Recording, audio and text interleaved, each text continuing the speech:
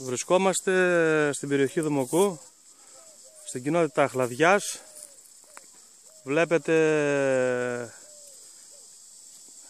Βλέπετε τη ρίγανη σε πειραματικό στάδιο, πειραματική εγκατάσταση. Φυτεύτηκε η ρίγανη τον Νοέμβριο του 2014, φέτος είναι η δεύτερη παραγωγή.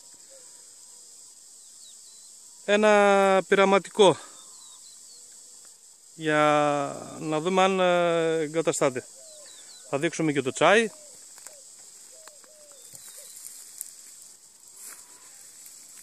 Σήμερα είναι 13 Μαΐου του 2015,